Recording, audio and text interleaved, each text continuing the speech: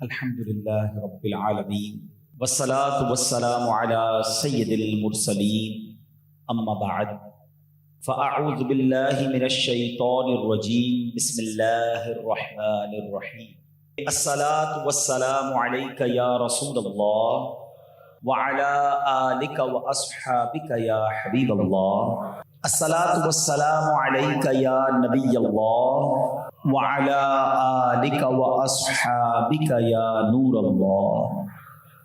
درود پاک پڑھنے کے بے شمار فضائل و برکات ہیں، بہت ساری احادیث، بہت سارے واقعات فضائل درود میں ملتے ہیں۔ حضرت سفیان ثوری رحمۃ اللہ تعالی فرماتے ہیں کہ میں نے دوران طواف ایک شخص کو دیکھا جو ہر قدم پر درود پاک پڑھ رہا تھا۔ اچھا، طواف کی مختلف دعائیں کتابوں میں لکھی ہیں، پہلے چکر کی دعا، دوسرے چکر کی دعا، بڑے وظائف علماء نے لکھے ہیں، مگر آپ فرماتے ہیں میں نے اس شخص کو دیکھا جو ہر قدم پر صرف درود پاک پڑھ رہا۔ تو میں نے اس سے کہا کہ بھائی طواف کی اور بھی دعائیں ہیں، وہ بھی پڑھو، صرف درود پاک پڑھو۔ تو کہتا ہے کہ اس میں ایک راز ہے، اور وہ راز یہ ہے کہ میں اور میرے والد صاحب حج کو نکلے تھے۔ اچھا، اس زمانے میں حج اونٹوں پر، گھوڑوں پر ہوتا تھا، قافلوں کی صورت میں ہوتا تھا، تو ہم پورے قافلے کے ساتھ سفر میں تھے۔ دوران سفر ہی میرے والد صاحب کا انتقال ہو گیا۔ اب انتقال ہونا ہی بڑی مصیبت تھی، مگر ایک اور مصیبت یہ آئی کہ میرے والد صاحب کا چہرہ جو ہے وہ سیاہ ہو گیا، پیٹ بھی پھول گیا۔ میں بڑا غمزدہ ہوا کہ یہ میرے والد صاحب کے ساتھ کیا ہوا۔ جنگل، بیابان، تنہا، والد صاحب کی میت ساتھ اور اس میں چہرہ سیاہ ہو جانا۔ کہتے میں بڑا دکھی تھا کہ میں نے والد صاحب کا چہرہ ڈھانپا اور بیٹھے بیٹھے میری آنکھ لگ گئی۔ اب جب خواب آیا تو خواب میں کیا دیکھتا ہوں کہ بڑی حسین و جمیل شخصیت ہے، لباس بھی بڑا صاف ہے، بڑی کمال کی خوشبو ان سے آ رہی ہے، اور ایسی خوشبو آ رہی ہے جو میں نے اس سے پہلے کبھی سونگھی نہیں ہے۔ وہ عظیم شخصیت میرے والد صاحب کے پاس آئے، کپڑا ہٹایا، اپنا مبارک ہاتھ میرے والد صاحب کے چہرے پر پھیر دیا۔ والد صاحب کا چہرہ جو سیاہ ہو گیا تھا، ان کا ہاتھ پھیرنا تھا کہ چہرہ نورانی ہو گیا۔ اب وہ شخصیت واپس جانے لگے، میں نے پکڑ لیا ان کا دامن، میں نے کہا حضور ایسی بے سر و سامانی میں، اتنی بڑی تکلیف میں آپ نے میری مدد فرمائی، میرے والد صاحب کا چہرہ نورانی کر دیا، اپنا نام تو بتائیے۔ اللہ اکبر۔ وہ شخصیت کہتے ہیں مجھے نہیں پہچانتے، میں ہی تو تیرا نبی محمد رسول اللہ صلی اللہ تعالی علیہ وسلم ہوں۔ تیرے والد سے بڑے گناہ گار، مگر یہ مجھ پر کثرت سے درود پاک بھی پڑھا کرتے تھے۔ جب یہ بیماری میں مبتلا ہوئے تو انہوں نے مجھ سے فریاد کی، بے شک جو کوئی میرا امتی درود پاک کثرت سے پڑھتا ہے میں اس کی فریاد سنتا۔ اب نوجوان کی آنکھ کھل گئی، یہ سارا ماجرا تو خواب میں ہوا تھا، مگر وہ کہتا ہے جب میں نے والد صاحب کے چہرے سے کپڑا ہٹایا تو چہرہ 14ویں رات کے چاند کی طرح چمک رہا تھا۔ اللہ اللہ۔ کہتا ہے حضور مسئلہ یہ ہے، اس لیے درود پاک پڑھ رہا ہوں، مجھے لگ پتا گیا ہے، مجھے سمجھ لگ گئی ہے کہ درود پاک ایسا وظیفہ ہے کہ اگر بندہ اس کو تھام لے تو زندگی میں بھی کام آتا ہے، مرنے کے بعد بھی کام آتا ہے۔ اور آقا نے اس کو کیا فرمایا کہ جو میرا امتی مجھے فریاد کرتا ہے اور درود پڑھنے والا ہو تو ہم اس کی فریاد سنتے ہیں۔ کیا خوب بات۔ سیدی اعلیٰ حضرت لکھتے ہیں نا، فریاد امتی جو کرے حال زار میں، فریاد امتی جو کرے حال زار میں، ممکن نہیں کہ خیر بشر کو خبر نہ ہو، واللہ وہ سن لیں گے، فریاد کو پہنچیں گے۔ اتنا بھی تو ہو کوئی جو آہ کرے دل سے، تو ہمیں دل سے فریاد کرنی ہے، آقا علیہ السلام پر درود پاک کی کثرت کرنی ہے۔ آج بھی وہ غلاموں پر مہربانی فرماتے ہیں، نبی پاک کی خاص نگاہ کرم جسے مل جائے اس کے سارے بگڑے کام سنور جاتے ہیں۔ ہاں، وہ شاعر نے کہا یاد رکھو اگر اٹھ گئی ایک نظر، ایک نظر ہی چاہیے بس۔ آقا نے توجہ فرمانی ہے، ہمارے سارے دکھ درد ٹھیک ہو جانے ہیں۔ یاد رکھو اگر اٹھ گئی ایک نظر، جتنے خالی ہیں سب جام بھر جائیں۔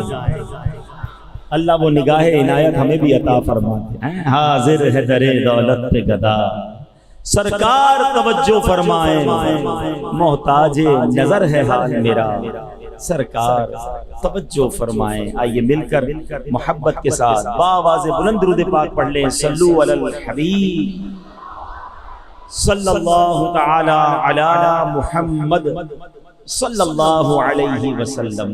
آج جس موضوع پر میں نے کچھ مدنی پھول پیش کرنے ہیں، نارملی لوگ اپنی اولاد کے لیے، اپنے بچوں کے لیے، آنے والی نسلوں کے لیے بڑے پریشان، فکر مند رہتے ہیں۔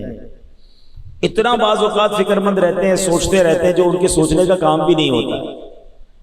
آج میں آپ کو یقین کریں، قرآن و حدیث کی روشنی میں اس بیان میں ہم ایسی کمال کی بات سیکھیں گے کہ جس کام کی طرف توجہ دلانی اگر وہ کام کر لینا تو انشاءاللہ ہماری نہ صرف اولاد بلکہ آنے والی نسلوں کا بھلا ہو جائے۔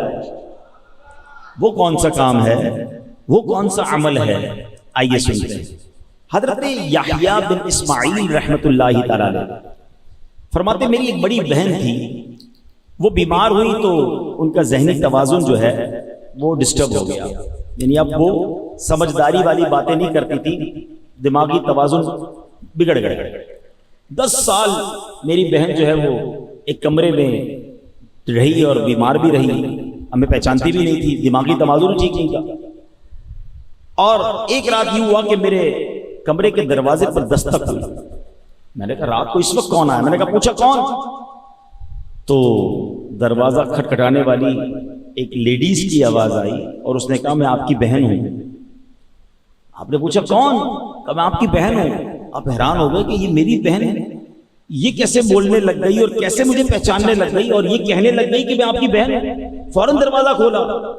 10 سال بعد میری بہن میرے کمرے میں آئی، اور آئی تو میں نے جب اس سے باتیں کی تو وہ بالکل ٹھیک تھی، اس کا تمام معاملات دور ہو چکے تھے۔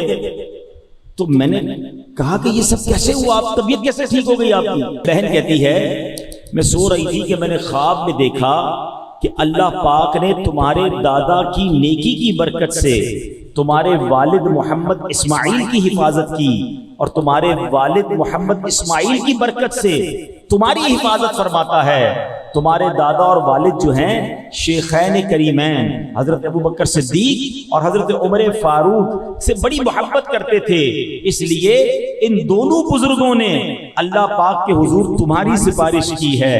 اب اگر تم چاہو تو دعا کرو، اللہ عز و جل تمہیں شفا عطا فرمائے گا، اور اگر چاہو تو تمہارے لیے صبر کرو تو جنت ہے۔ یعنی اس لڑکی کو یہ آپشن دیا گیا کہ اگر تم کہو، وہ بزرگ کہتے ہیں میں تمہارے لیے دعا کر دیتا ہوں، شفا مل جائے گی، اور اگر صبر کرو تو جنت ہے۔ سبحان اللہ۔ وہ لڑکی بڑی سمجھدار تھی، کہتی ہے حضور جنت تو میں چاہتی ہوں مگر اللہ کی رحمت تو بہت بڑی ہے نا، اگر شفا بھی مل جائے اور جنت بھی مل جائے تو اس سے اچھی کیا بات ہوگی۔ کریم کے در سے مانگنا ہے تو تھوڑا کیوں مانگنا ہے؟ کچھ لوگ بڑا کس کو کہتے ہیں تھوڑا تھوڑا مانگ رہے ہوتے ہیں، یا اللہ بس یہی دے دے، بھائی اتنا ہی دے دے۔ ارے تمہارا دامن تھوڑا ہے، میرے رب کے خزانے تھوڑے نہیں ہیں۔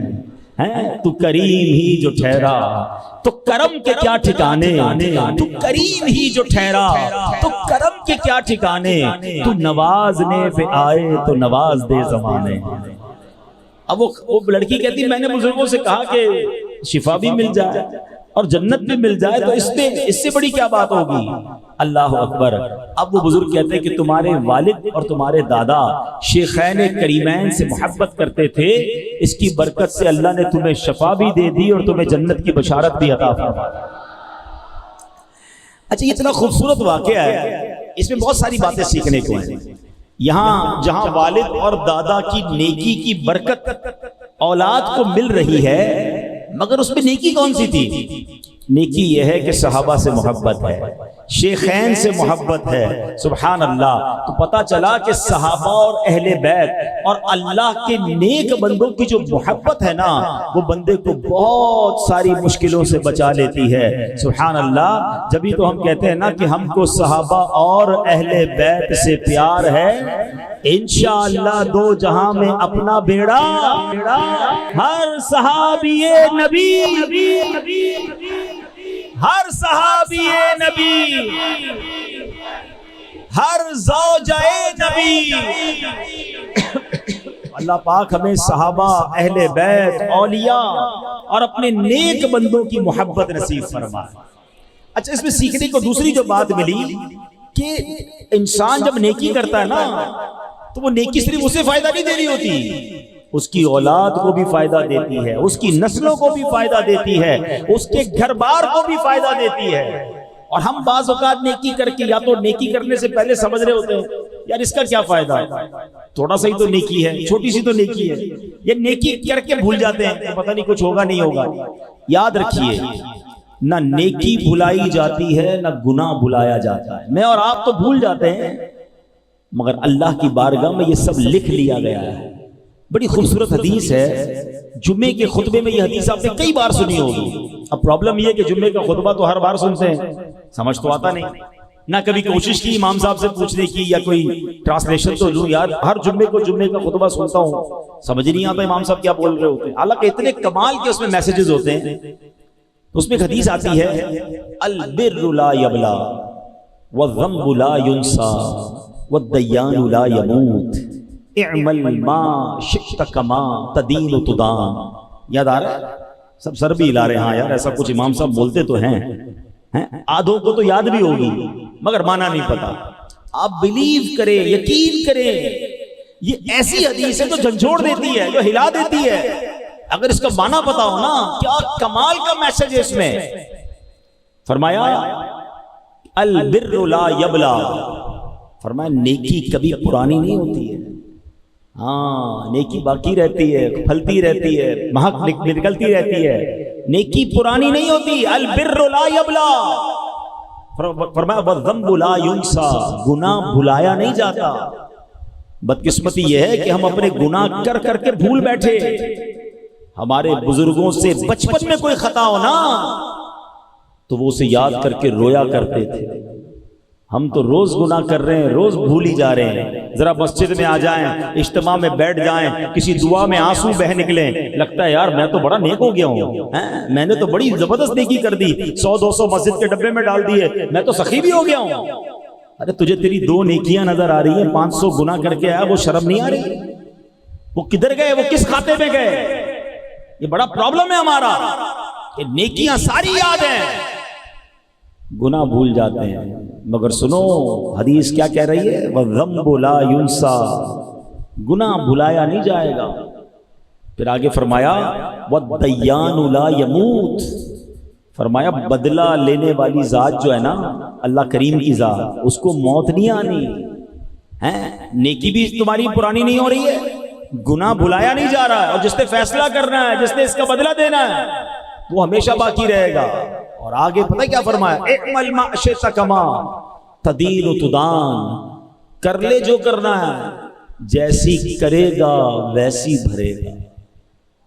کاش یہ میں کہتا ہوں ایک ہی حدیث جو ہے نا اتنا بڑا انڈیکیٹر ہے، اتنا بڑا یوں سمجھے میسج ہے کہ بندہ نیکی کرتے ہوئے سوچے کہ یار اور کر لوں، یہ باقی رہے گی، یہ پرانی نہیں ہوگی، یہ کام آئے گی، کہیں نہ کہیں اس کا فائدہ ہوگا، یہ بلا کو روک لے گی، یہ رزق میں برکت لے آئے گی، یہ بچوں کے لیے بھلائی بن جائے گی۔ یار تھوڑی اور کر لوں، تھوڑی اور نیکی کر لوں، تھوڑے نوافل اور پڑھ لوں، تھوڑا ذکر و اذکار اور کر لوں، تھوڑا صدقہ اور دے دوں، تھوڑی کسی کی مدد اور کر دوں، یار یہ میرا اکاؤنٹ بڑھ رہا ہے۔ البر لا یبلا، نیکی پرانی نہیں ہو رہی۔ اور جب جب گناہ کرنے کو جی چاہے نا تو یاد آ جائے وَذَنبُ لَا يُنسَى، یار یہ میں حرام دیکھ رہا ہوں، یہ بھلایا نہیں جائے گا، یہ باقی رہے گا، اس کا جواب دینا پڑے گا، اس کی مار نہ پڑ جائے۔ اللہ کرے کہ یہ بات سمجھ آ جائے۔ اور یہ آخر میں فرمایا نا اعمل ما شئت کما تدین تدان، کر لے تجھے جو کرنا۔ کچھ لوگ کہتے ہیں نا یار چلو یار ابھی کر لو بعد میں دیکھیں گے، یہ حدیث یاد رکھنا، کما تدین تدان، جو کرو گے ایسی بھرو۔ کوئی آج کل کھجور کا پودا لگا کر آم کی امید نہیں رکھتا ہے، اپنے گھر میں ناریل کا بیج لگائیں اور کیا امرود نہیں نکل رہے؟ لوگ کہیں گے طبیعت تو ٹھیک ہے، ناریل ہی نکلے گا، لگایا ناریل، امرود کہاں سے آئے گا؟ تو گناہ کر کر کے جنت کی امید رکھنا کیسا؟ اللہ کو ناراضی والے کام بھی کروں اور امید یہ ہے کہ جنت میں چلا جاؤں، قبر جنت کا باغ بن جائے، نمازیں بھی قضا ہو رہی ہیں۔ خود سوچو نا بیج کون سا لگا رہے ہو؟ اگر جنت میں جانا ہے تو جنت والا راستہ بھی تو اختیار کرنا پڑے گا نا۔ اب مثال کے طور پہ میں اس وقت فیضان مدینہ سے اس کے قریب سے آ رہا ہوں ملیر، اب ملیر آنے کے لیے مجھے شارع فیصل لینا پڑا نا. اب میں کہوں میں سپر ہائی وے جا رہا ہوں، دعا کر دیں ملیر پہنچ جاؤں، لوگ کہیں گے حضرت پہلے روڈ تو ملیر کا لیں پھر دعا کروائیں کہ رش نہ ملے. روڈ آپ نے لیا ہوا ہے جناب حیدرآباد کا اور دعا ہم سے کروا رہے ہیں ملیر کی، کیا کہیں گے لوگ؟ سچ بتاؤ. چلے میں تھوڑا سا اور اس کو عوامی زبان میں سمجھا دیتا ہوں. ایک بچہ ہے، امام صاحب کو ملا، کہتا ہے امام صاحب دعا کر دیں میٹرک میں پاس ہو جاؤں. میٹرک کے امتحان بھی ہو رہے تھے. دوسری دن آیا، امام صاحب کو بھی روکا، 3 نمازیوں بھی کہا ذرا آپ سب دعا کر دینا میٹرک کے امتحان میں پاس ہو جاؤں. اچھا بیٹا چلے دعا کر دے. تیسرے دن پھر آ گیا، دوبارہ دعا کر دے. بچہ تم کون سے اسکول میں پڑھتے ہو؟ میں پڑھتا تو نہیں ہوں. اسکول میں نہیں پڑھتے؟ کہ امتحان دیا؟ نہیں. ارے امتحان بھی نہیں دیا، اسکول میں داخلہ نہیں لیا اور روز آ کے ہم سے دعا کروا رہے ہو میٹرک میں پاس ہو جاؤں. کیا کہو گے اس کو؟ پاگل آدمی ہو. ہم میں سے کچھ لوگوں کا معاملہ یہی ہے، حضرت دعا کر دے جنت میں چلا جاؤں، حضرت دعا کر دے نیک بن جاؤں. بہت اچھی بات ہے دعائیں، میں خدا نہ خواستہ دعا کو غلط نہیں کہہ رہا. بھائی جنت میں جانے کی دعا کر رہے ہو، کوئی 2-4 قدم جنت کی طرف اٹھائے بھی کہ نہیں؟ کوئی نمازیں شروع کی کہ نہیں؟ دعا کر دے نیک بن جاؤں تو کچھ نیک لوگوں کی صحبت بھی اپنائی کہ نہیں؟ کام سارے غلط جاری ہیں اور روز دعائیں کر رہے ہیں. دعا بھی کرنی ہے مگر اس سے پہلے کچھ دوا بھی تو کر لو نا. خدا را سمجھو بیج جو بونا ہے وہی کاٹنا ہے. ہم نیکیاں کریں پھر اللہ سے دعا کریں یا اللہ قبول فرما لے، پھر دعا کریں مولا جنت عطا فرما دے، پھر مزہ ہے نا. حرام روزی بھی جاری، نماز قضا بھی ہو رہی ہیں، گندی محفلیں بھی جاری ہیں، اور تمنا کیا ہے؟ اعلیٰ حضرت نے یہی بات تو اپنے شعر میں کہی نا، کام زندہ کے کیے اور ہمیں شوق گلزار ہے کیا ہونا ہے. کہتے کام جہنم میں جانے والے کیے ہیں اور شوق جنت میں جانے والا ہے. کام زندہ کے کیے اور ہمیں شوق گلزار ہے کیا ہونا ہے. بڑی کمال کی بات ہے. فرمایا چھپ کے لوگوں سے کیے جس کے گناہ وہ خبردار ہے کیا ہونا ہے. لوگوں سے چھپ کر گناہ کرتے ہو لیکن گناہ کس کے ہیں؟ نافرمانیاں کس کی ہیں؟ اللہ کی. اللہ دیکھ رہا ہے، لوگوں سے چھپ رہے ہیں تو اس کو تو پتا ہے نا جس کی گناہ کر رہے ہو. تو یہی بات اعلیٰ حضرت سمجھا رہے ہیں. تو بہرحال میرے پیارے اسلامی بھائیو، یہ حدیث یاد کر لو، البر لا یبلا والذنب لا ینسا والدیان لا یموت اعمل ما شئت کما تدین تدان.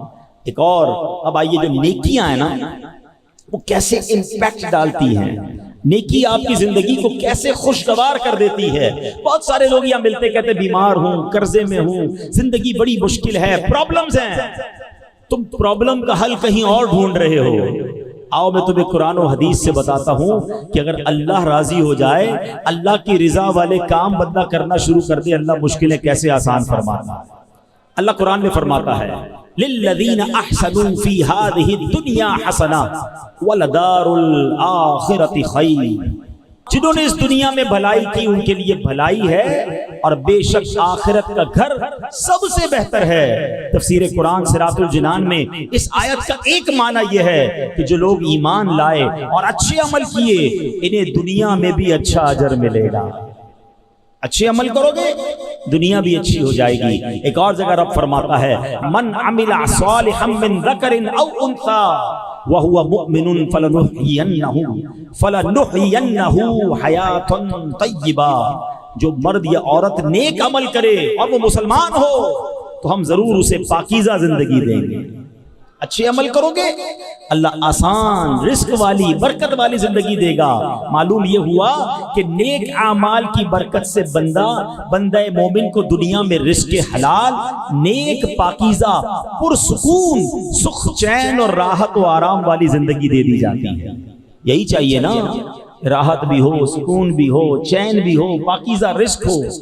تو پتہ چلا نیک بن جائیں، اللہ کے قریب ہوں گے، اللہ دنیا بھی اچھی کر دے گا. اچھا کچھ لوگ بڑی عجیب بات کرتے ہیں جناب دنیا کے لیے بھی کچھ ہونا چاہیے اور آخرت کے لیے بھی ہونا چاہیے. آخرت کے ساتھ ساتھ دنیا کی بھی فکر کرو. مولانا صاحب مجھے ایک بات بتائیں، میں آپ کو شارٹ کٹ بتا دیتا ہوں. آپ کوئی چاہتا ہے آخرت بہتر ہو جائے، کوئی چاہتا ہے دنیا بہتر ہو جائے، اور کوئی کہتا ہے یار دونوں کو ساتھ چلاؤ. بھائی میں آپ کو شارٹ کٹ بتا دیتا ہوں. مجھے بتاؤ دنیا اور آخرت کا مالک کون ہے؟ کون ہے؟ رحمان الدنیا والآخرہ، وہ دنیا کا بھی مالک ہے، وہ آخرت کا بھی مالک ہے نا، وہ دنیا میں بھی کرم فرمانے والا ہے، آخرت میں بھی کرم فرمانے والا ہے۔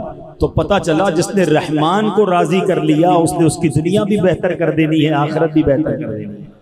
ایک ہی ٹارگٹ پکڑ لو نا یار، دنیا کا کام الگ ہونا چاہیے، آخرت کا الگ ہونا چاہیے، دونوں کو ملا کر چلو۔ ارے سب کو رکھو سائیڈ پہ، اللہ کو راضی کر لو، اللہ تمہاری دنیا بھی اچھی کر دے گا، آخرت بھی اچھی کر دے گا۔ اللہ کیسے راضی ہوگا؟ اللہ کی رضا والے کام کریں جس سے رب راضی ہوتا ہے، اللہ کی عبادت کریں، اس کی ناراضی والے کاموں سے بچیں۔ تو یہ سبحان اللہ فائدے ہیں۔ حضرت حسن بن صالح رحمۃ اللہ تعالی علیہ فرماتے ہیں کہ نیک عمل، اب دیکھیں اس کے میں دنیاوی بینیفٹس بھی بتا رہا ہوں کہ نیک عمل بدن میں قوت، دل میں نور اور آنکھوں میں روشنی پیدا کرتا ہے، اور اسی طرح برا عمل جو ہے بدن میں کمزوری، دل میں اندھیرا اور آنکھوں میں اندھا پن لاتا ہے۔ آپ دیکھیں جو نیک بزرگ ہوتے ہیں ان کا چہرہ نورانی ہوتا ہے، بڑا شاش بشاش، جب بھی جاؤ فریش فیل ہوتے ہیں، بڑا ان کے اندر انرجی ہوتی ہے، یعنی جو روحانیت اور انشاءاللہ جنت کی نعمتیں ملنی وہ تو الگ ہیں۔ اللہ ان کی باڈی کے اندر، ان کے جسم کے اندر ان کو روحانی طاقتوں سے نواز دیتا ہے۔ میں کہتا ہوں اور کہیں نہ جاؤ یار، 75 سال کے پیر و مرشد ہیں ہمارے، اللہ ان کو نیکیوں والی طویل زندگی عطا فرمائے۔ آپ یقین کریں جوان آدمی تھک جاتا ہے، مگر اللہ پاک نے جو ان کو طاقت دی ہے، جو روحانیت دی، اللہ اس میں اور اضافہ فرمائے، نظر بد سے بچائے۔ روزے میں ہماری آواز نہیں نکلتی عصر کے بعد، وہ عصر کے بعد مدنی مذاکرہ کر رہے ہیں، رات کو تراویح کے بعد مدنی مذاکرہ کر رہے ہیں، پھر خصوصی مدنی مذاکرہ کر رہے ہیں، پھر سحری، بندہ سحری افطاری میں تو کہتا ہے اکیلے میں کروں گا یار تھکن لگتی ہے، وہ سحری بھی عوام میں کر رہے ہیں، وہ افطاری بھی عوام میں کر رہے ہیں۔ یہ کیا روحانی طاقت ہے بھائی، ہماری آنکھوں کے سامنے ہے نا۔ اچھا اگر آپ کو یہ بات سمجھ نہیں آ رہی نا، اب آپ کے خاندان میں تو 75 سال کا بزرگ ہو، اس کی حالت دیکھ لو آپ۔ چلو یہاں میں ایک اور بات بھی کر لوں، بہت پریشر دیتے ہیں لوگ یار امیر اہل سنت سے ملاقات کروا دیں۔ میں ان کو ایک سوال پوچھتا ہوں، یار اگر آپ کے گھر میں 75 سال کے دادا ہیں، کہتا ہے میں کہا مجھے 50 آدمی آپ کے دادا سے ملوانے ہیں، کہتا نہیں دادا 50 آدمی سے ملیں گے تو بیمار ہو جائیں گے۔ یار تمہیں اپنے دادا کی فکر ہے تو پیر و مرشد کا بھی خیال رکھ لو، ان سے 5,000 آدمی ملنا چاہتے ہیں تو اگر کبھی ملاقات نہ ہوا کرے تو دل چھوٹا نہ کیا کرو۔ یہ بزرگ ہمارے درمیان ہیں، ہم دیدار کر لیتے، یہی بڑی نعمت ہے۔ ہاں یہ سلامت رہیں، یہی ہمارے لیے بہت ہے۔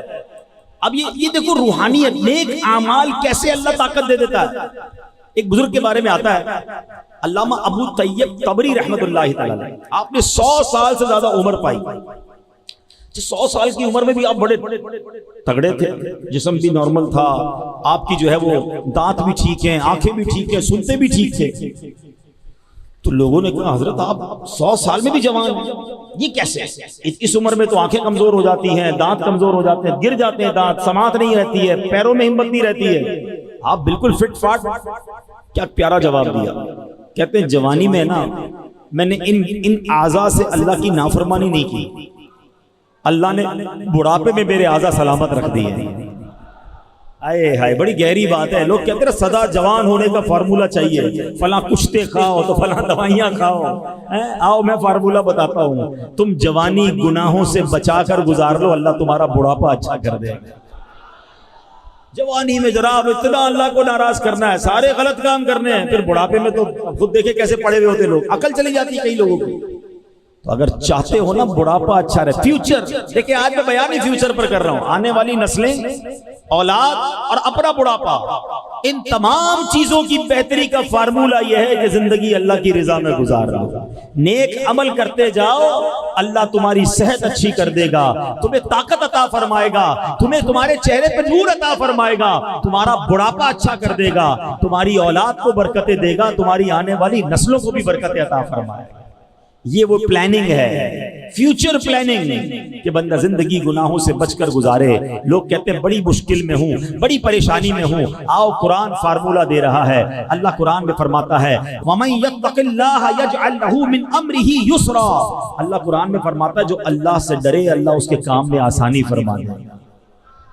اللہ سے خوف تو کرو نا، گناہ سے تو بچو، اگر مشکل سے نکلنا ہے نا تو اللہ کی فرما برداری کرو۔ ایک اور جگہ رب فرماتا ہے وَمَن يَتَّقِ اللَّهَ يَجْعَلْ لَهُ مَخْرَجًا، اگر جو اللہ سے ڈرے اللہ اس کے لیے نجات کا راستہ نکال دے گا۔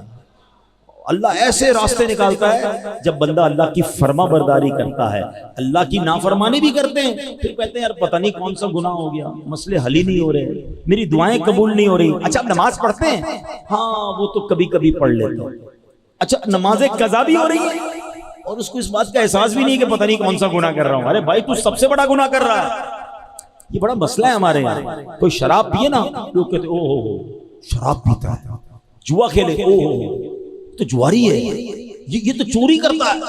اچھا ہم نے اپنے طور پر گناہوں کی اپنی ڈیفینیشن بنا لی ہے. یقیناً چوری, شراب, جوا حرام, جہنم میں لے جانے والا کام, مگر نماز نہ پڑھنا یہ اس سے بڑا گناہ ہے.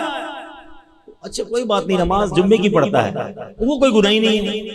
ہم نے بھی اپنے طور پہ گناہوں کی ڈیفینیشن بنا لی ہے. خدارا اللہ کے غضب سے ڈرو, اور جس دن اللہ کی فرما برداری کرو گے اللہ آپ کو انشاءاللہ غیب سے راستے نکالے گا. کیسے غیب سے راستے نکلتے ہیں سنو. نیکی کا فائدہ, کسی کی مدد کرنے کا فائدہ, بڑا کمال کا واقعہ. آج سے تقریباً 150-200 سال پہلے کا یہ واقعہ. عرب کے کسی دیہات میں ایک رہنے والا شخص تھا جس کا نام تھا ابن جدعان. موسم بہار میں ایک بار وہ اپنے اونٹوں کے باڑے میں پہنچا تو اس کے اونٹ بڑے فربا تھے, صحت مند تھے. اونٹنی تو بہت ہی صحت مند تھی, کمال کا اس سے دودھ اتر رہا تھا نا. تو یہ دیکھ کر اس کا سر شکر سے جھک گیا. پھر اچانک اس کو قرآن پاک کی 4 پارے کی پہلی آیت یاد آ گئی. وہ آیت کیا ہے؟ لن تنالوا البر حتى تنفقوا مما تحبون. اللہ فرماتا تم ہرگز بھلائی کو نہ پہنچو گے جب تک راہ خدا میں اپنی پیاری چیز خرچ نہ کرو. تو اس نے فیصلہ کر لیا کہ اس اونٹنی اور اس کے بچے کو راہ خدا میں صدقہ کر دوں گا. کہ اتنا دودھ دے رہی ہے, اتنی اچھی اونٹنی ہے, تو میں اس اونٹنی کو ہی صدقہ کر دیتا ہوں. سب سے اچھی چیز تھی. یہ بڑی کمال کی بات ہے. میں اس آیت اور اس کے ترجمے اور اس کی تفصیل پر تھوڑی دیر بعد بات کرتا ہوں, پھر آپ کو سمجھ آئے گی کہ اپنی پیاری چیز خرچ کرنے کا اجر کتنا ہے. تو اس نے کیا کیا کہ یہ اونٹنی کو اور بچے کو ساتھ لیا اور ایک پڑوسی کے گھر پہنچ گیا. پڑوسی کی 7 غریب بیٹیاں تھیں, بڑا غریب تھا. دروازہ کھٹکھٹایا اور جیسے دروازہ کھولا تو کہا یہ اونٹنی, اس کا بچہ, یہ آپ کو تحفہ ہے. پڑوسی تو حیران, دودھ دینے والی اونٹنی میرے گھر آ گئی. بڑی دعائیں دی اس نے. اب یہ ابن جدعان جو ہے وہ چلا گیا. کچھ عرصہ ہوا تو بڑا قحط آ گیا. پانی بھی نہیں, بارشیں بھی نہیں ہو رہی, ہر طرف پانی کی قلت. ایک ایک گھونٹ کو لوگ ترسنے لگے. ابن جدعان نے اپنے بیٹوں کو ساتھ لیا کہ چلو پانی ڈھونڈتے ہیں. ڈھونڈتے ڈھونڈتے وہ ایک غار, انڈر گراؤنڈ ایک غار تھا, اس میں چلا گیا. جب اندر اترا تو کہ شاید یہاں پانی مل جائے, اندر اترا تو پانی میں تو گیا لیکن پانی نہیں تھا بلکہ دلدل تھی. بچوں نے بڑی آوازیں لگائیں, ابن جدعان باہر ہی نہیں نکل سکا. بچے تھوڑی دیر, 1-8 دن تو انتظار کیا, لگتا ہے ابا جی تو گئے. یہ بچے گھر آئے اور ابا جی کے لیے سمجھ لے فاتحہ پڑھی اور سب نے ابو کا مال آپس میں بانٹنا شروع کیا. پھر سوچا ابو کے پاس ایک اونٹنی بھی تھی, وہ اونٹنی تو ابو نے پڑوسی کو دے دی. لالچی بچہ تھے, کہ یہ تو واپس لینی چاہیے اس سے, اتنی کمال کی اونٹنی تھی, بھائی جان بڑا دودھ دیتی تھی. پہنچ گئے پڑوسی کے پاس, کہا آپ کو یاد ہے ابو نے آپ کو ایک اونٹنی دی تھی؟ کہاں. بولا میں واپس چاہیے. ابو کہاں ہیں؟ کہا وہ تو دلدل میں گئے, نکلے نہیں وہاں سے. پڑوسی بھی کمال کا تھا, کہا ٹھیک ہے تمہیں چاہیے تو واپس لے لو. اونٹنی واپس دی اور یہ پڑوسی ڈھونڈنے نکل گیا اپنے محسن کو کہ یہ مجھے اس نے بڑے مشکل وقت میں مدد کی تھی, آج میں اس کی مدد کروں گا. ڈھونڈتے ڈھونڈتے اس غار میں پہنچا, اندر اتر گیا, دلدل نظر آیا. اس نے آوازیں دینا شروع کی تو اس پڑوسی کو قریب سے کہیں سے سانس کی آواز آنے لگی. ڈھونڈتے ڈھونڈتے ہاتھ لگایا تو اس کو ابو جدعان ملا. ابو جدعان زندہ تھا. بڑی مشکل سے اس کو کھینچا, اس کو باہر نکالا. اب جب باہر آ گیا, سانس بحال ہوئی, کہا اے ابو جدعان یہ تو بتاؤ 8 دن سے دلدل میں ہو, 8 دن تک زندہ کیسے رہے, تمہیں کھانا پانی کیسے ملتا رہا؟ ابو جدعان کہتا ہے ماجرا بڑا عجیب ہے. واقعی میں سینے تک تو دلدل میں تھا, مگر روزانہ میرے منہ کے قریب ایک دودھ کا پیالہ آتا تھا, میں وہ دودھ پی لیتا تھا اور اسی وجہ سے میں زندہ رہا. ہاں 2 دن سے مجھے دودھ نہیں مل رہا. پڑوسی کہتا ہے بات مجھے سمجھ آ گئی ہے. کہا کیا بات ہے, بتاؤ تو صحیح مجھے.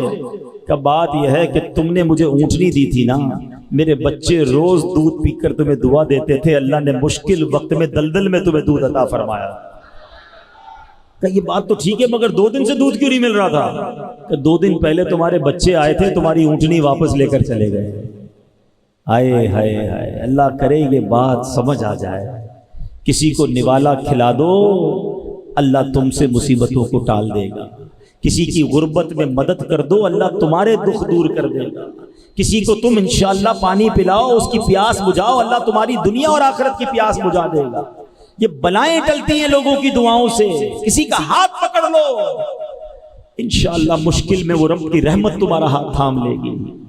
مگر آج یہ وقت بہت مشکل آ گیا ہے، لوگ مدد کرتے نہیں، دھوکہ دیتے ہیں۔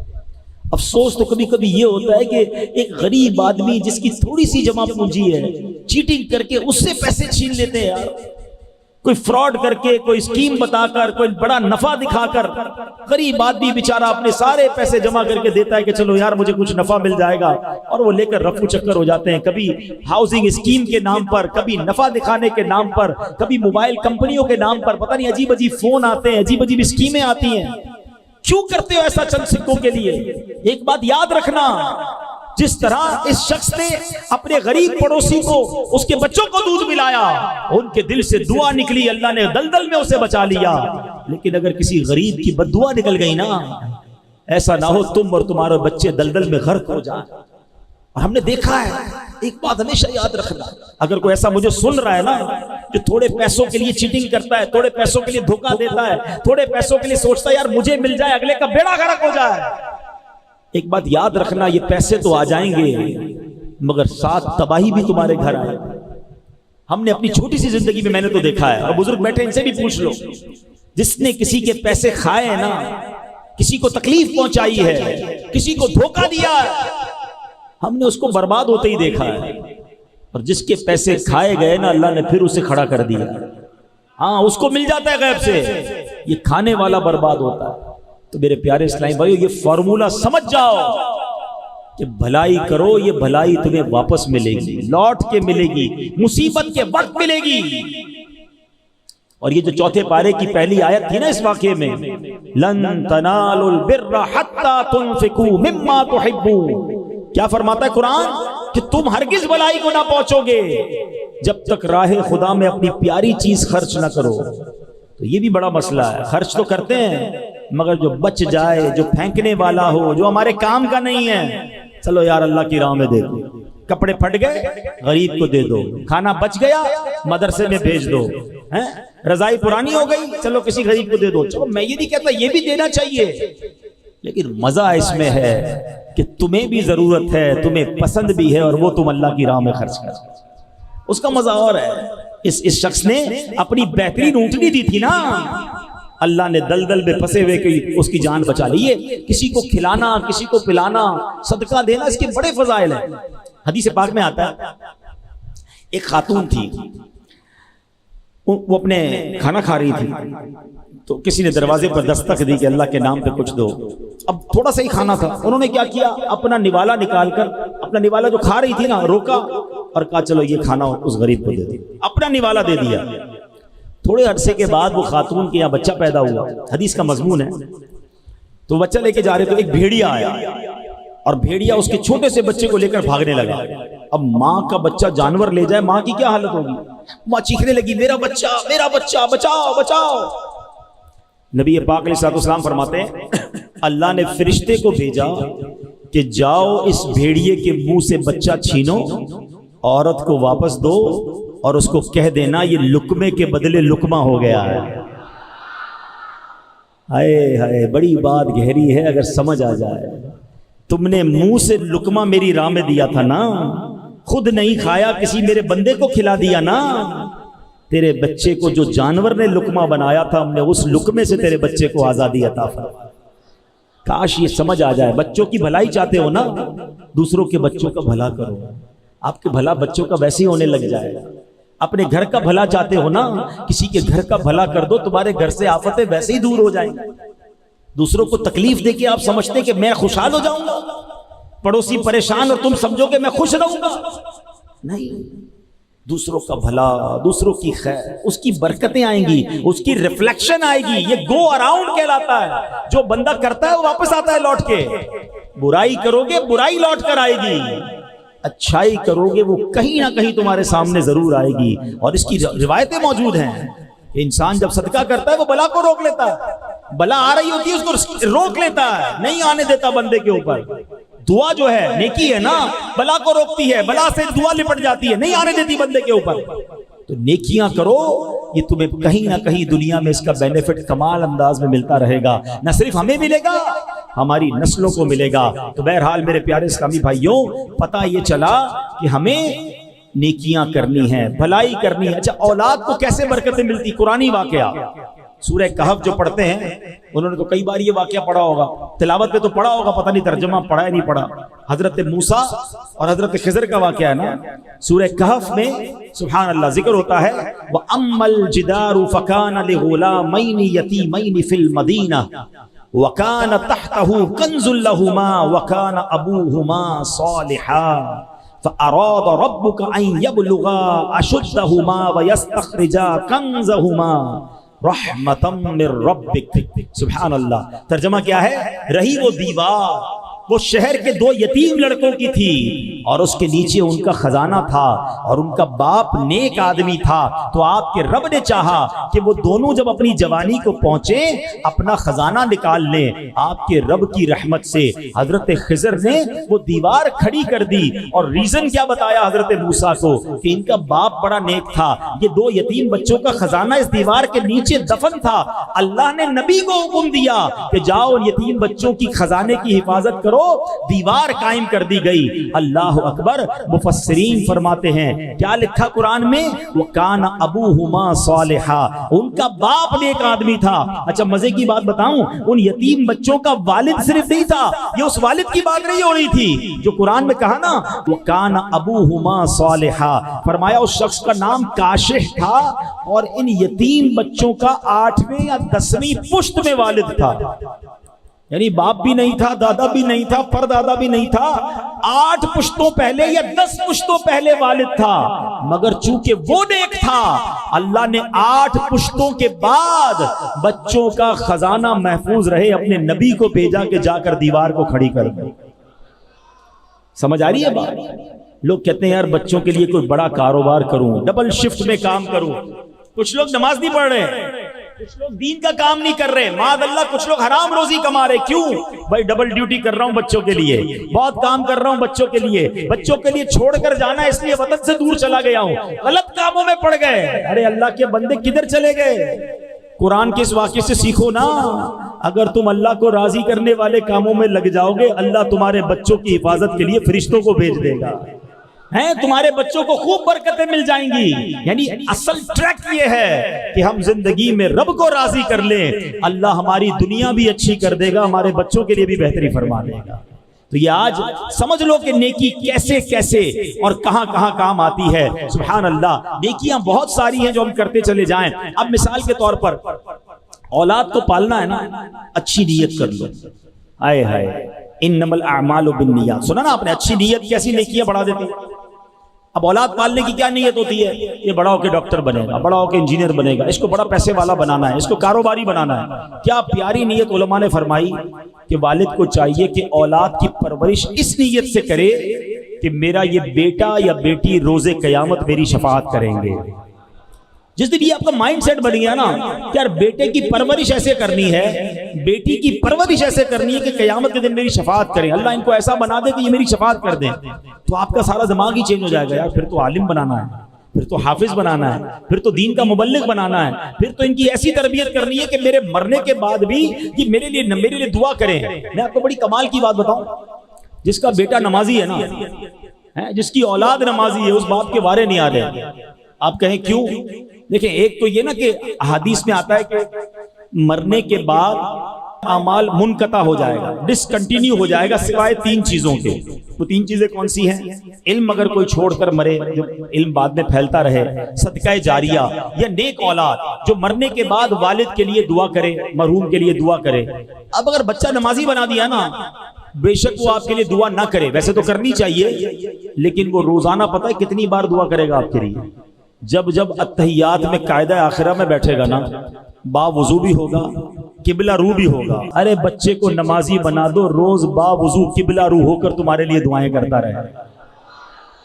میرا بچہ انجینئر بن جائے، میرا بچہ ڈاکٹر بن جائے، اس کو فلاں سرٹیفکیٹ مل جائے، فلاں ڈپلومہ مل جائے۔ اللہ کے بندے پہلے نمازی تو بنا لے اور خود نیک ہو جاؤ، تمہارے بچوں کو انشاءاللہ اللہ پاک ایسا نیک کر دے گا اور تمہاری نیکی کی برکتیں انہیں ملنا شروع ہو جائیں گی۔ اسی طرح میرے پیارے اسلامی بھائیوں، اچھی نیت ہو، آپ کا کاروبار بھی اچھا، آپ کی جو رزق حلال کمانا ہے نا، یہ بھی ثواب ہو سکتا ہے۔ ایک دن نبی پاک علیہ الصلوۃ والسلام اور صحابہ کرام کہیں تشریف فرما تھے، ایک بڑا مضبوط جسم والا بندہ نکلا اور کہاں گیا؟ روزگار کے لیے، اپنی روزی کمانے کے لیے۔ صحابہ کرام میں سے کسی نے کہا کہ اگر یہ اس کی جوانی جو ہے اللہ پاک کی راہ میں صرف ہوتی تو کیا بات تھی، یہ تو کاروبار کے لیے جا رہا ہے۔ حدیث پاک کا خلاصہ ہے، نبی پاک نے فرمایا ایسا مت کہو، کیونکہ اگر وہ محنت تو کوشش اس لیے کرتا ہے کہ خود کو سوال سے بچائے اور لوگوں سے بے پرواہ ہو جائے، یقیناً یہ اللہ پاک کی راہ میں ہے۔ اور اگر وہ اپنے ضعیف والدین اور کمزور اولاد کے لیے محنت کرتا ہے، یہ پھر بھی اللہ پاک کی راہ میں ہے۔ اور اگر فخر اور مال کی زیادہ طلبی کے لیے کر رہا ہے تو وہ شیطان کی راہ میں ہے۔ یعنی ایک ہی جاب ہے، ایک ہی کاروبار ہے، اچھی نیت شامل ہو جائے تو یہ اللہ کی راہ بن سکتا ہے، راہ خدا بن سکتا ہے۔ اور وہی نوکری، وہی کاروبار اگر دنیا میں بڑائی دکھانے کے لیے ہے، مال جمع کرنے کے لیے ہے، لوگوں پر فخر جمانے کے لیے ہے، تو روز صبح جا بھی رہا ہے مگر شیطان کی راہ میں جا رہا ہے۔ فرق سمجھو نیت، اچھی نیت اور بری نیت کا، تو اللہ کرے ہم سمجھ جائیں۔ اب ایک اور بڑا نیکی کا کام جو ہم سب کر رہے تھے، ہاں یہ مجھے بڑا افسوس ہے، یقین کرو۔ آخری بات، رمضان میں سارے نمازی، اور رمضان کے بعد کیا ہو گیا؟ سوشل میڈیا پر ایک پوسٹ آئی تھی نا کہ ہم بھی عجیب لوگ ہیں، ایک چاند دیکھ کر مسجد جو ہے وہ آباد کر دیتے ہیں اور دوسرا چاند دیکھ کر مسجد ویران کر دیتے ہیں۔ ایسا تو نہ کرو، کیوں مسجد سے دور آ گئے، کیوں نمازیں چھوڑ دی؟ آپ کو پتہ یہ کیسی نیکی ہے؟ یہ نیکی آپ کو دنیا میں کیسے کمالات اور آخرت کے اور آپ کی اولاد کو کیسے کمالات دے سکتی ہے؟ سنتے جاؤ۔ نماز ایک شکر ہے اور شکر کی برکت سے نعمتوں میں اضافہ ہوتا ہے۔ نماز ہر مسلمان پر فرض ہے، جو پانچوں نمازیں پابندی کے ساتھ ادا کرنے کی عادت بنا لے انشاءاللہ فرض شناس ہو جائے گا، لاپرواہی، سستی اور کاہلی کی آفت سے بچنے میں کامیاب ہو جائے گا۔ جدید سائیکالوجی کے مطابق کسی بھی کام کی کامیابی کے لیے مضبوط قوت ارادی ضروری ہوتی ہے، جس کی قوت ارادی مضبوط نہ ہو اس سے بڑے کام نہیں ہوتے۔ مگر سنو، نماز کا دنیاوی ایک فائدہ یہ بھی ہے کہ جو نماز کا عادی ہوتا ہے اس کی قوت ارادی بڑی مضبوط ہو جاتی ہے۔ سبحان اللہ۔ نماز کا ایک اور پتہ کیا شاندار فائدہ ہے؟ نماز کرنے والے کے گرد، نماز پڑھتا ہے جو، ایک حفاظتی حصار قائم ہو جاتا ہے۔ بیماری کا علاج دو چیزوں میں ہوتا ہے، ایک ہوتا ہے بیماری کی دوائی پیو تو مرض دور ہوتا ہے، مگر ویکسین لگاؤ تو بیماری بھی دور ہوتی ہے، آئندہ بیماری لگ بھی نہیں سکتی ہے، ایک میڈیکلی حصار ہو جاتا ہے۔ سنو نماز کیسا حصار ہے؟ قرآن کہتا ہے ان الصلاۃ تنہا عن الفحشاء والمنکر، بے شک نماز منع کرتی ہے بے حیائی اور بری باتوں سے۔ تو پتہ یہ چلا کہ بندہ نمازی بن جائے، نماز اسے برائیوں سے بچانے لگ جاتی ہے۔ ایک مرتبہ ایک صحابی بارگاہ رسالت میں حاضر ہوئے، عرض کی یا رسول اللہ صلی اللہ تعالی علیہ وسلم، فلاں شخص نماز بھی پڑھتا ہے، چوری بھی کرتا ہے۔ اللہ کے حبیب نے فرمایا اسے چھوڑ دو، اس کی نماز جو ہے اسے چوری سے روک دے گی، اس کی نماز اسے چوری سے بچائے گی۔ تو پتہ یہ چلا کہ نماز خود بری بات سے بچاتی ہے۔ سبحان اللہ۔ ایک بار ہم بیرون ملک سفر پر تھے، بڑی کمال کی بات نگران شورا نے فرمائی۔ کچھ لوگوں نے کہا بڑی برائیاں ہیں ہمارے معاشرے میں، بڑے مسائل ہیں، فرمایا نماز درست کر دو، باقی نماز بندے کو درست کر دے گی۔ اور یہ بیڑا اٹھایا دعوت اسلامی نے۔ اب دیکھیں بڑی ٹیکنیکل بات کہنے جا رہا ہوں، قرآن کیا کہہ رہا ہے؟ ان الصلاۃ تنہا عن الفحشاء والمنکر، بے شک نماز منع کرتی ہے بے حیائی اور بری بات سے، روک لیتی ہے نا۔ ہمارے محلے کا نمازی نماز پڑھ رہا ہے، بے حیائی نہیں چھوڑ رہا، دو باتیں کیسے ٹکرا رہی ہیں؟ اس کا مطلب پتہ کیا آنسر کیا آئے گا؟ اس کا مطلب یہ ہے کہ نماز ٹھیک نہیں ہے۔ قرآن میں تو کوئی غلطی نہیں ہے، شک کی گنجائش بھی نہیں ہے، تم ٹھیک نماز نہیں پڑھ رہے اس لیے نماز بے حیائی سے نہیں روک رہی ہے. جس دن تمہاری نماز ٹھیک ہو گئی, نماز درست ہو گئی, نماز بندے کو درست کر دے گی. نماز کے کتنے فرائض ہیں, کتنی شرائط ہیں, کتنے واجبات ہیں, پتہ ہی نہیں لوگوں کو. اچھا میں اس کو تھوڑا سا آسان طریقے سے سمجھا دیتا ہوں. کسی بھی تالے کو کھولنے کے لیے کیا چاہیے؟ کیا چاہیے؟ تالا کھولنے کے لیے چابی چاہیے. اب میں اپنی گاڑی کی چابی دے دوں, آپ اپنی گاڑی کھول لیں گے اس سے؟ چابی تو ہے بھائی. آپ نے تو کہا تالے کے لیے چابی چاہیے, ابھی تو بولا آپ نے. تو آپ کہیں گے بھائی جیسا تالا ویسی چابی, جس کے اندر جیسے دندانے ہیں نا وہ پورے چاہیے. چابی تھوڑی گھس جائے, پھر بھی اپنی چابی گھس جائے تمہارا تالا نہیں کھولتی ہے. یار کسی اور کی چابی تمہارا تالا نہیں کھولتی تو غلط نماز جو ہے تمہیں کیسے سدھارے گی؟ پراپر نماز کر لو, پھر دیکھو جنت کا دروازہ کیسے کھلتا ہے. ہاں نماز جنت کی کنجی ہے. یہ چابی کی مثال بن گئی نا, یہ تو چابی ہے جو جنت کا دروازہ کھلے گا. لیکن پراپر چابی تو لگاؤ. نہ وضو ٹھیک کر رہا ہے, نہ نماز ٹھیک پڑھ رہا ہے. یہ کمال ہے دعوت اسلامی کا. واللہ لوگ اگر اس پر کبھی موقع ملا تو میں اس پر بھی بات کروں گا تفصیلی, کہ یہ جو دعوت اسلامی نے ایک اور کمال کیا نا, بہت سارے کمالوں کے ساتھ ساتھ, کہ معاشرے کو جس چیز کی ضرورت تھی, جس کو بھلائے بیٹھے تھے لوگ, جس کا تصور ہی نہیں تھا, وہ سکھانا شروع کر دیا. بچپن سے بڑے ہوئے کبھی نہیں سنا کہ کوئی نماز کورس ہوگا. اللہ سلامت رکھے دعوت اسلامی کو فیضان نماز کورس ڈیزائن کر دیا. میں آپ سے پوچھوں 40 سال پرانے نمازی سے پوچھو نماز کہاں سیکھی ہے, وضو کہاں سیکھا ہے؟ کیونکہ ابو کے ساتھ آتا تھا وضو خانے پہ, ابو بھی وضو کرتے تھے, ابو کو دیکھ کر میں نے وضو شروع کر دیا. دادا نماز پڑھتے تھے, ان کو دیکھ کر ہم نے نماز سیکھ لی. اس کا مطلب کہیں بھی پراپر سیکھی نہیں ہے, نہ وضو نہ نماز, اور اسی میں غلطیاں ہو رہی ہیں. آپ کریں ایک بار فیضان نماز کورس, آپ کو میری بات سمجھ آ جائے گی کہ یار 20 سال سے نماز پڑھ رہا تھا, میری تو کتنی غلطیاں تھیں. نہ وضو پراپر, نہ نماز پراپر, نہ سجدہ پراپر, نہ تلاوت پراپر. کدھر سے ثواب ملے گا, کدھر سے روحانیت ملے گی؟ ہم کہتے ہیں یار پتہ نہیں میں کب سے تلاوت کر رہا ہوں, دل میں روحانیت ہی نہیں آ رہی. بھائی قرآن صحیح تو پڑھنا سیکھو پہلے.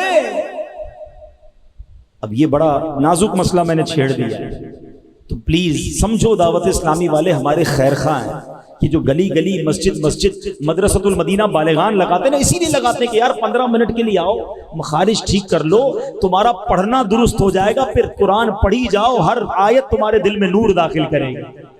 ایک بار آ کر نماز اپنی سیکھ جاؤ, اب ہر سجدہ تمہارا درجہ بلند کرے گا. فجر میں اٹھ کر سردیوں میں وضو کر کے نماز پڑھ رہے ہو, برسوں سے پڑھ رہے ہو, ایک بار سیکھ لو نا, کہیں ایسا نہ ہو سارا سفر بیکار ہو جائے. اللہ کرے کہ یہ بات سمجھ آ جائے. تو نماز یہ کمال کی چیز ہے, آپ کی قوت ارادی مضبوط کر دے گی, آپ کو برائیوں سے روک دے گی, آپ کی زندگی کی روٹین تبدیل کر دے گی. بس نماز کو ایک بار ٹھیک طریقے سے سیکھ لو. اور جو میں نے نیت کی بات کی نا, اچھی نیت تو بہت برکت لاتی ہے, لیکن اگر دل میں نیت بری ہو نا, ہاں اس کا بھی بڑا مصیبت ہے. وہ آپ کے اوپر بھی اور آپ کی آنے والی نسلوں پہ بھی برا امپیکٹ ڈالے گی, آپ کے کاروبار کو تباہ کر کے رکھ دے گی. اگر آپ کسی کے کاروبار پر, کسی کے مال پر, کسی کی زندگی پر بری نظر لگائے بیٹھے ہیں. آخری واقعہ سن لو, پھر بیان کو میں ختم کرتا ہوں. کمال کا واقعہ روایتوں میں آتا ہے, کتابوں میں لکھا کہ ایک بادشاہ تھا. اچھا وہ بادشاہ سلامت جو ہے, اس کو وہ کہیں راستے میں گیا, اور جب وہ راستے میں گیا تو اس نے کیا دیکھا کہ ایک باغ ہے, اور وہ گنے کا باغ تھا. ٹھیک ہے نا, تو اس گنے کے باغ میں اس بادشاہ سلامت نے اپنے قافلے سے بچھڑ گیا تھا, بڑا گرمی لگی اسے, تو اس گنے کے باغ کو ایک بچی سنبھالتی تھی. تو اس بچی کو اس نے کہا کچھ پینے کو ملے گا. تو بچی بڑی نیک تھی, وہ گئی اور گنے کا جوس نکال کر بادشاہ سلامت کو پیش کی. بادشاہ نے جیسے ہی وہ گلاس پیا تو حیران, کیا ٹیسٹ, کیا میٹھا گنے کا رس. تو بادشاہ نے کہا یہ بنایا کیسے تم نے, اتنی جلدی لے کر آ گئی, گنے کا جوس نکالنے میں تو دیر لگتی ہے. کہ اللہ نے ہمارے باغ میں بڑا کمال دیا ہے, اتنے کمال کے گنے ہیں کہ ہاتھ سے دباتے ہیں تو جوس نکل آتا ہے. اچھا ہونا کیا چاہیے تھا کہ ماشاءاللہ اللہ تمہارے باغ میں اور برکت دے. اچھا آدمی تو یہ کہتا نا, بادشاہ کہتا ایسا باغ, اتنی کوالٹی, چلو اس باغ پہ قبضہ کر لیتے ہیں. ظالم آدمی تو یہی سوچتے ہیں نا کہ قبضہ کر لیتے ہیں, اس باغ کو میں لے لیتا ہوں, بچی کیا کر لے گی میرا. اچھا نیت خراب ہو گئی, اور اب کہتا ذرا ایک اور گلاس لے کر آؤ. قبضہ تو کرنا ہی, اب تو اپنا ہی ہو گیا نا. بڑے لوگ تو یہی سمجھتے ہیں نا, اب تو اپنا ہی ہو گیا, اب کیا کرے گی, چھوٹی سی بچی ہے, چلو ایک اور پلاؤ گلاس. تھوڑی دیر ہوئی تو بچی جو ہے وہ روتی بھی آئی, اور کہتی لگتا ہے ہمارے بادشاہ کی نیت خراب ہو گئی. بچی آ کر کہتی ہے بادشاہ کہتے ہیں کیوں ایسا کیوں؟ اچھا اس کو پتہ نہیں یہی بادشاہ ہے جو ہمارے باغ میں بیٹھا، یہی بادشاہ، نیت بھی اسی کی خراب ہوئی ہے۔ بچی روتی ہوئی آئی، کہتی ہے لگتا ہے ہمارے بادشاہ کی نیت خراب ہو گئی۔ کہا کیوں کہہ رہی ہو ایسا؟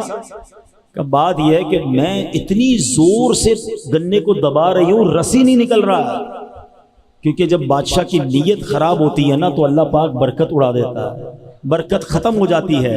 اللہ اکبر۔ اب وہ بادشاہ نے دل ہی دل میں بری نیت سے توبہ کی، کہا نہیں نہیں مجھے اس بچی کا باغ نہیں لوٹنا ہے۔ اب پھر جاؤ دیکھو شاید رس نکل آئے۔ تھوڑی دیر میں بچی خوشی خوشی آتی ہے، دیکھیں گنے سے رس نکلنا شروع ہو گیا۔ ہماری میمنی کی ایک کہاوت ہے، آج سن لو اور سمجھ بھی لو کہ نیت میں خطرہ تو جولی میں پتھرا، کہ جس کی نیت میں خطرہ ہوتا ہے نا، بری نیت ہوتی ہے، اس کی جولی میں پتھر ہی آتے ہیں، آتا اور کچھ نہیں ہے۔ تو نیتیں اچھی رکھو، لوگوں کی اچھی باتیں سوچو، لوگوں کی بھلائی سوچو، لوگوں کی خیر خواہی کرو، اپنا ہی بھلا ہونا ہے، ہاں آپ کی چیزیں آسان ہونا شروع ہو جائیں گی۔ تو بہرحال آج کے بیان کا خلاصہ یہ ہے کہ اپنے بچوں کی، اپنی نسلوں کی اور اپنے فیوچر کی بہتری چاہتے ہیں نا تو نیک اعمال کریں، اچھے اعمال کریں۔ اللہ سلامت رکھے میرے پیر و مرشد کو، ہمیں پورا رسالہ ہی نیک اعمال کا عطا فرما دیا ہے، 72 نیک اعمال دے دیے کہ چلو عمل کر لو، جنت کا راستہ اپنا لو۔ تو ماشاءاللہ ایک سے ایک اس میں نیک عمل ہے، تو 72 نیک اعمال کا رسالہ حاصل کریں۔ اسلامی بہنوں کے لیے 63 ہیں، بچوں کے لیے بھی ہیں، بڑوں کے لیے بھی ہیں، بلکہ جو حج پر جا رہے ہیں ان کے لیے بھی ہیں۔ اللہ کرے کہ ہم نیک اعمال پر عمل کرنے والے بن جائیں اور اپنی آخرت کی فکر کرنے والے بن جائیں۔ انہی نیک اعمال میں ایک نیک عمل جو ہے وہ مدنی قافلہ ہے۔ تو مدنی قافلے یقیناً پاکستان میں، دنیا بھر میں سفر کرتے ہیں، تو آپ بھی مدنی قافلوں کے مسافر بن جائیں۔ اللہ پاک ہم سب کو نیک اعمال کرنے کی توفیق عطا فرمائے، ہمارے گناہوں کو معاف فرمائے، ہمارے بچوں کی خیر فرمائے، ہماری آنے والی نسلوں کی خیر فرمائے۔ اللہ کریم ہم سب سے راضی ہو جائے اور ہمیں بڑھاپے میں بھی صحت والی، عافیت والی اور نیکیوں والی زندگی عطا فرمائے، اور جب آخری وقت آئے تو مدینہ منورہ میں ایمان اور عافیت والی، شہادت والی موت ہم سب کو عطا فرمائے، جنت البقیع ہم سب کا مقدر بن جائے۔ آمین بجاہ النبی الامین صلی اللہ تعالی علیہ وسلم۔